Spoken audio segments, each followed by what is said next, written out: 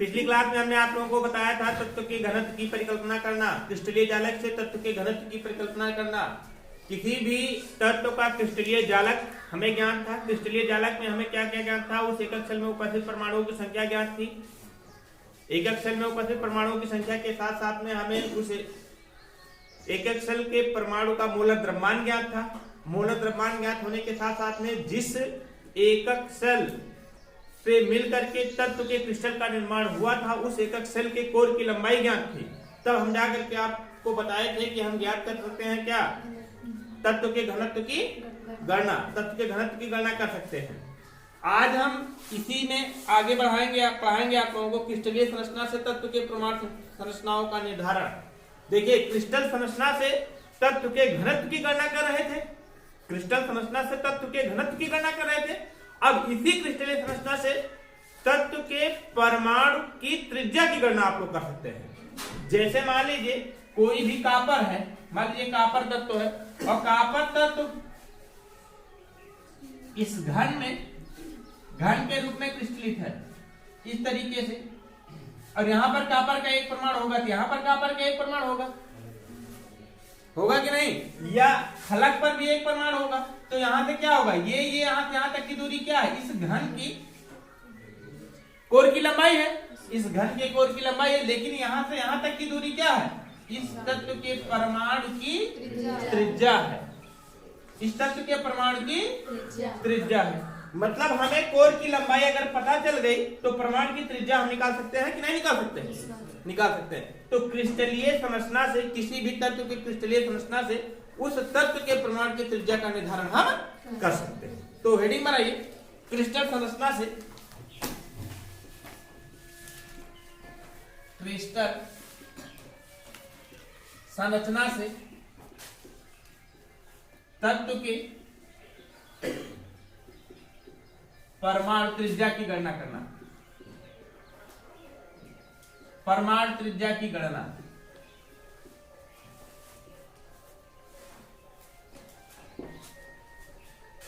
परमाणु त्रिज्या की गणना।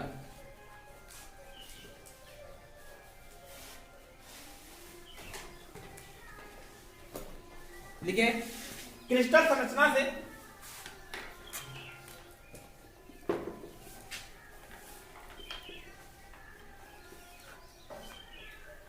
क्रिस्टल संरचना से कुछ तथ्यों के आधार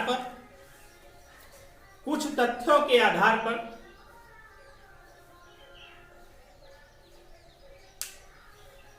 परमाणु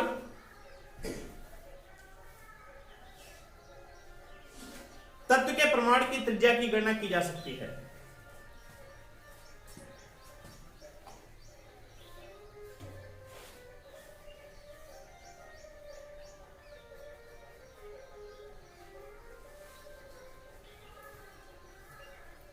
घन क्रिस्टल जालकों के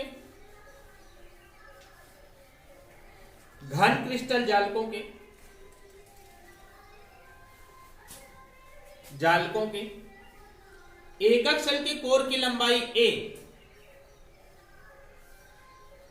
एकक सेल के कोर की लंबाई a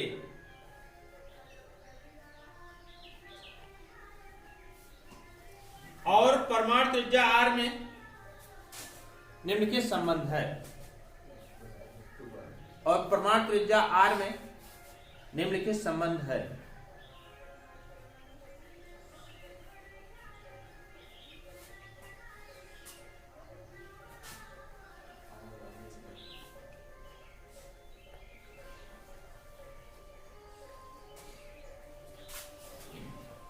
देखिए, तत्व के परमाणु की त्रिज्या और एकक सेल के कोर की लंबाई में जो संबंध होता है वही संबंध हमें ज्ञात करना है। लेकिन हमने बताया था घन क्रिस्टल जालक कितने प्रकार का होता है?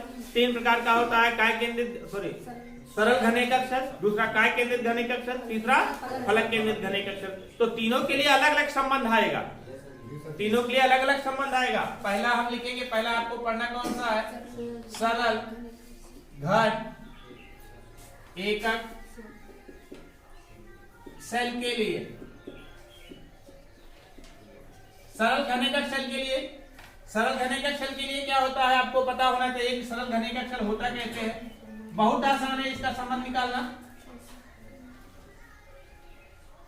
सरल घने कक्षल में हमने बताया था आप लोगों को एक एक परमाणु कहाँ पाया जाता है, उसके कोनों पर पाए जाते हैं ना। एक एक परमाणु कहाँ पाए जाते हैं, कोनों पर पाए जाते हैं ना। जैसे मान लीजिए एक परमाणु आपका यहाँ है और एक परमाणु आपका यहाँ है ना। एक परमाणु आपका यहाँ है, कोनों पर पाए जाते हैं परमाणु। और आपको पता होना चाहिए कि यहां से यहां तक की पूरी डिस्टेंस, यहां से यहां तक की पूरी डिस्टेंस क्या है आपका, ए है ना, ए है ना।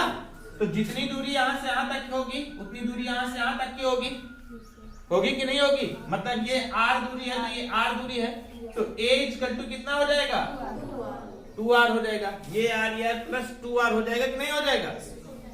मतलब हमारा कहने का मतलब क्या है कि सरल घन एकक सेल में परमाणु कोनों पर उपस्थित होते हैं और कोनों पर उपस्थित परमाणु एक दूसरे क्या करते हैं, स्पर्श करते हैं। कोनों पर उपस्थित परमाणु एक दूसरे क्या करते हैं, यहाँ पर स्पर्श करते हैं। जब एक दूसरे को स्पर्श करते हैं तो क्या मतलब हुआ, ये परमाणु की त्रिज्या r है तथा घन के भुजा की लंबाई a है, तो a इक्वल टू कितना हो जाएगा, 2r, या 2r इक्वल टू कितना हो जाएगा, a। क्या हो जाएगा आपका मतलब क्या, 2 गुणे परमाणु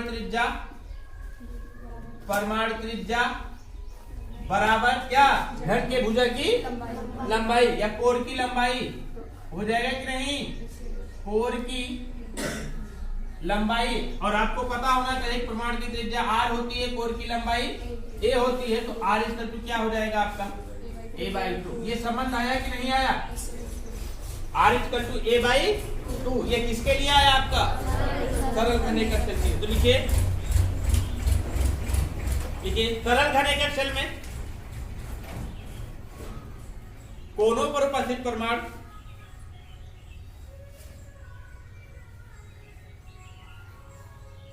एक दूसरे को स्पर्श करते हैं।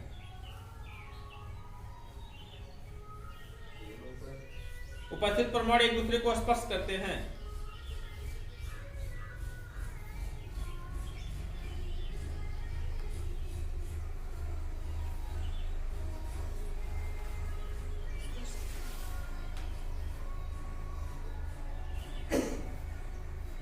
अतः इसको नोट कर लीजिए, अतः 2 इंटू परमाणु त्रिज्या बराबर कोर की लंबाई, 2 into r equal to a r equal to a/2।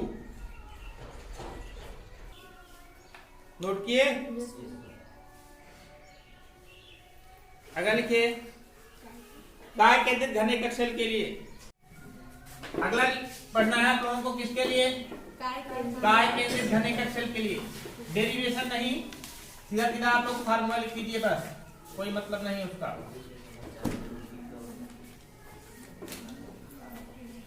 बताते रहेंगे। हाँ, अगला पढ़ना है आप लोगों को किसके लिए, काय केंद्रित घन एकक सेल के लिए।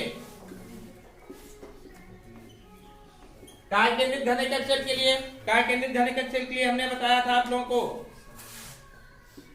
r इक्वल टू कितना बताया था हमने, √3/4, √3/4 इंटू a।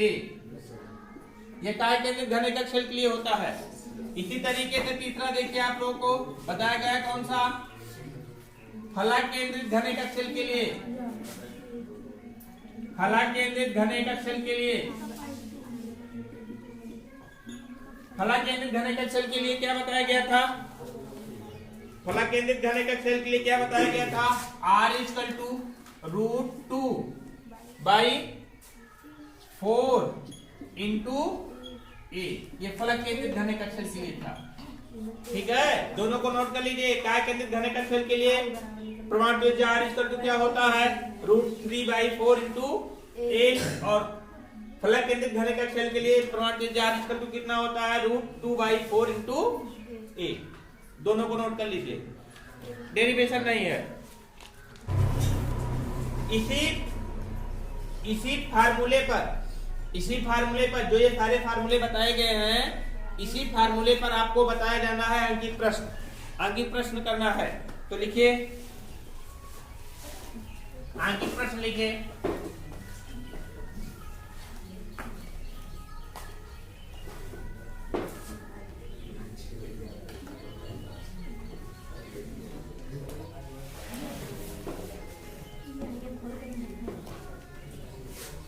आंतरिक प्रश्न पहले पढ़ने से पहले हम आप लोगों को बता दें तीनों का अलग अलग फार्मूला।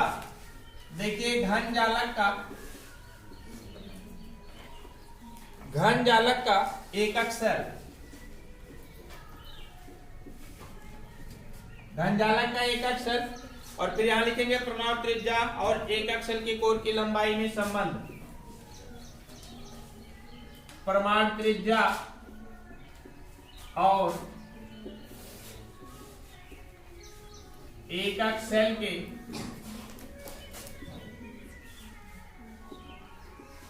कोर की लंबाई ए में क्या संबंध।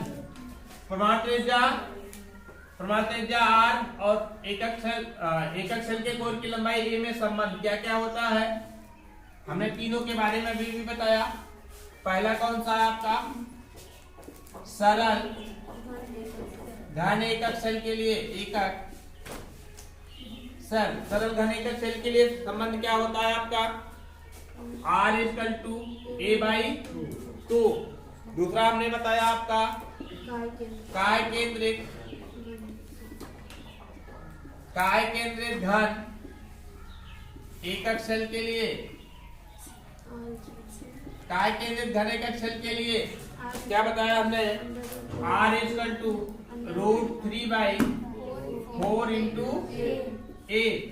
और तीसरा हमने बताया आपको कौन सा, फलक केंद्रित घन एकक सेल के लिए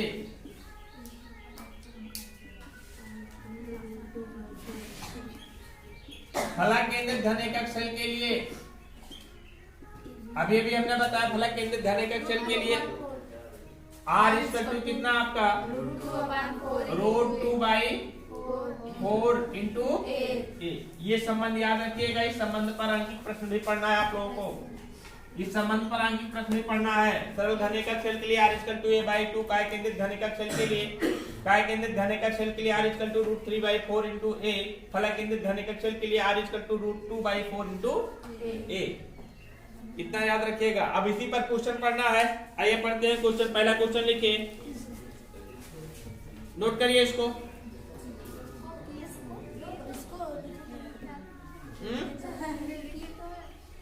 चलिए क्वेश्चन लिखिए, कापर धातु फलक केंद्रित घन जालक में क्रिस्टलित होता है।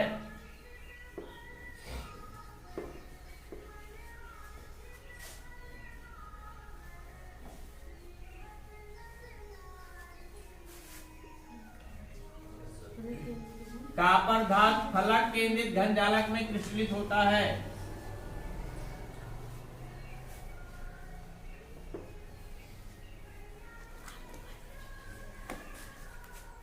फलक केंद्रित घन जालक में क्रिस्टलित होता है। यक्स किरण विवर्तन मापन से ज्ञात हुआ,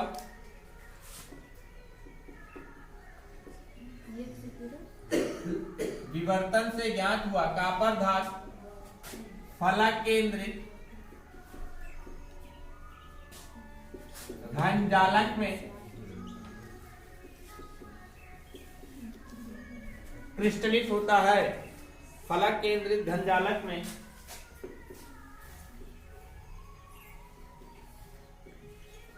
क्रिस्टलित होता है। यक्स किरण विवर्तन से ज्ञात हुआ,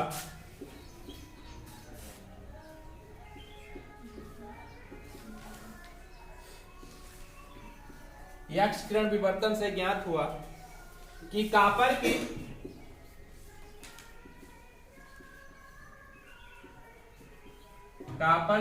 एकक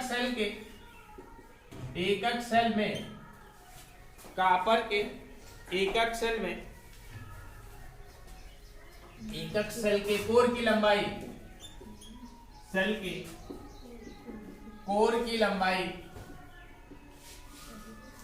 एकक सेल की कोर की लंबाई 3.62 एंगस्ट्रॉम 3.62 एंगस्ट्रॉम, या यहीं पर लिख लीजिए 362 pm, 362 pm है कॉपर के परमाणु त्रिज्या की गणना कीजिए।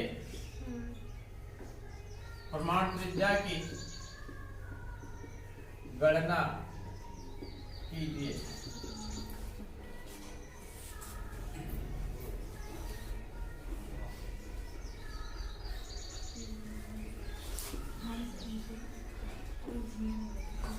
क्या कह रहे हैं क्वेश्चन में? कॉपर धातु फलक केंद्रित घनजालक में क्रिस्टलित होता है। फलक केंद्रित घनजालक के बारे में हम जानते हैं कि एक एक परमाणु कहां पर होता है?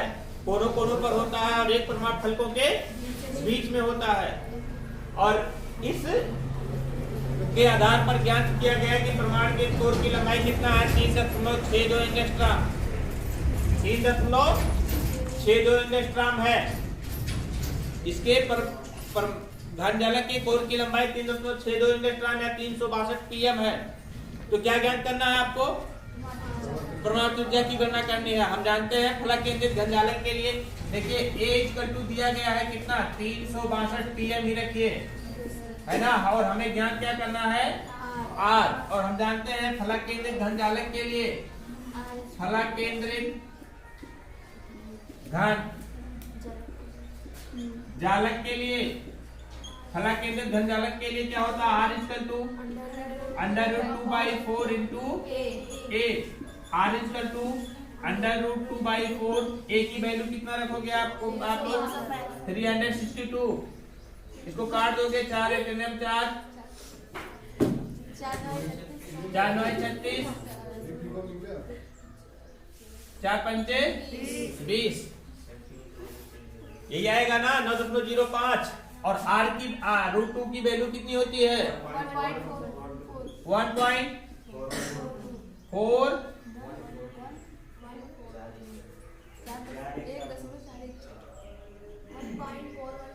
1.414 into 9.05। R = इसको मल्टीप्लाई करोगे, जब इसका मल्टीप्लाई करोगे तो आपका आएगा कितना?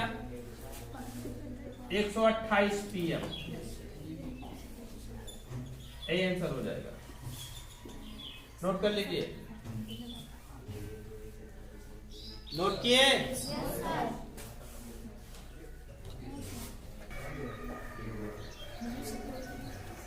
क्वेश्चन बोले? चलिए क्वेश्चन लिखिए। आयरन काय केंद्रित घन संरचना में क्रिस्टलित होता है?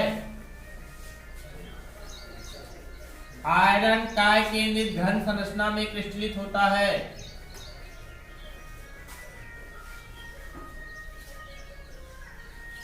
आयरन काय केंद्रित घन संरचना में क्रिस्टलित होता है?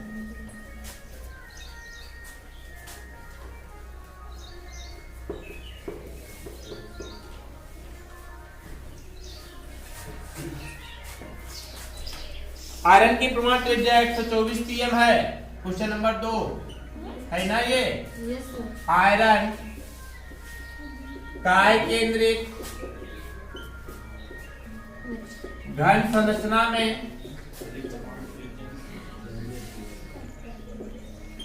क्रिस्टलित होता है। क्रिस्टलित होता है। आयरन की परमाणु त्रिज्या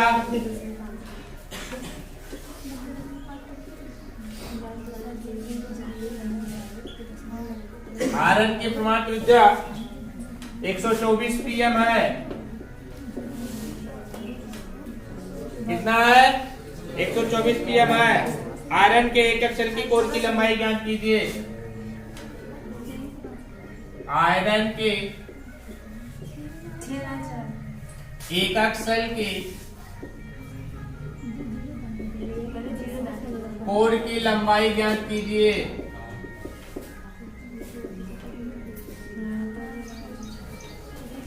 आपको पता है कि परमाणु त्रिज्या R की वैल्यू दी है।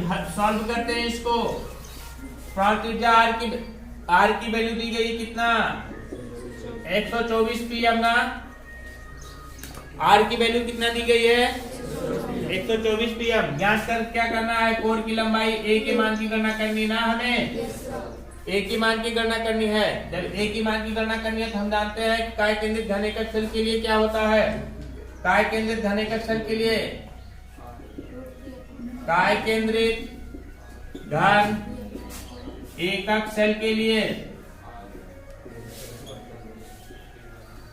काय केंद्रित घन एकक शेल के लिए क्या होता है, काय केंद्रित घन एकक शेल के लिए बोलो, R इक्वल टू कितना, √3/4 इंटू ए, या ए की वैल्यू ज्ञात करना है ना हमें, ए इक्वल टू कितना हो जाएगा आपका 4R/√3, ये हो जाएगा ना। इसका परिमेयकरण करेंगे, यहीं पर लिख लीजिए, परिमेयकरण करने पर, परिमेयकरण करते हैं तो a इक्वल टू क्या हो जाता है 4 रूट इंटू √3/√3 इंटू √3 हो जाएगा कि नहीं, 3 क्या हो जाएगा, a इक्वल टू 4√3R/3, यही होगा ना। अब क्या करेंगे हम, R की वैल्यू यहाँ रखेंगे, a इक्वल टू कितना हो जाएगा 4√3 इंटू R की वैल्यू कितना रखेंगे 124/3, तो काट दीजिए इसको, 3 करने में 3 चौक 12 और फिर 3 करने में 3 त्रिका, हाँ 41.33, यही आता जाएगा ना। मतलब 4 से मल्टीप्लाई कर दीजिए इसको, 4 3 12, हफिलावा 1, 4 3 12 1 13, 4 3 4 1 5, 4 चौक 16, ये आ जाएगा इंटू √3 की वैल्यू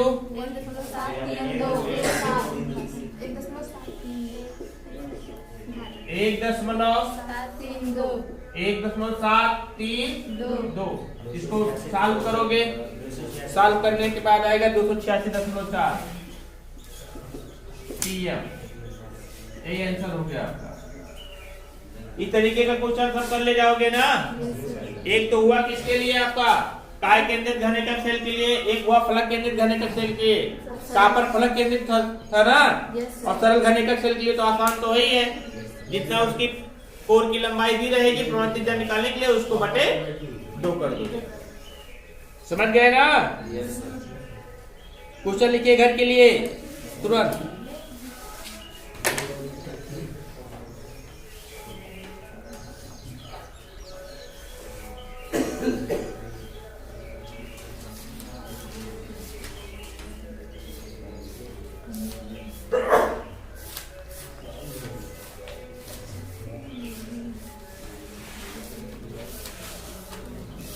लिखिए, सोडियम काय केंद्रित घनीय जालक में क्रिस्टलित होता है, सोडियम काय केंद्रित घनीय जालक में क्रिस्टलित होता है,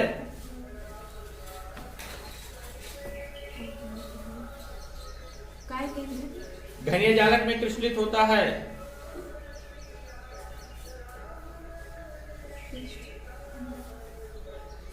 क्रिस्टलित होता है जिसकी कोर की लंबाई 4.29 एंगस्ट्रॉम है,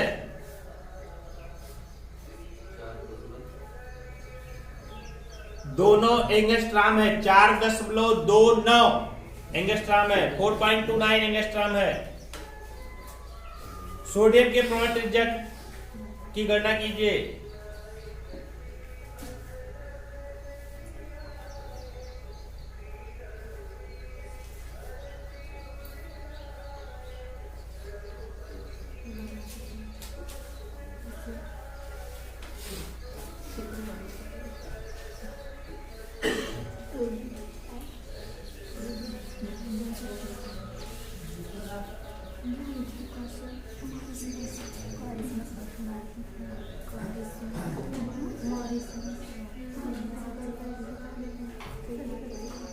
एक क्वेश्चन लिखिए, इसको थोड़ा दिमाग लगाइएगा, आप लोग करिएगा।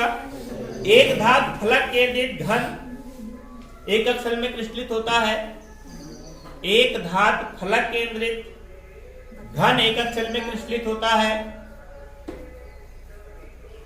फलक केंद्रित घन एक अक्षर में क्रिस्टलित होता है।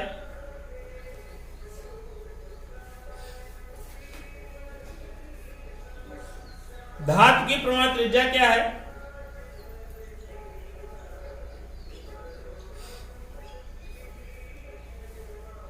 परमाणु त्रिज्या क्या है? यदि फलक के विकर्ण की लंबाई,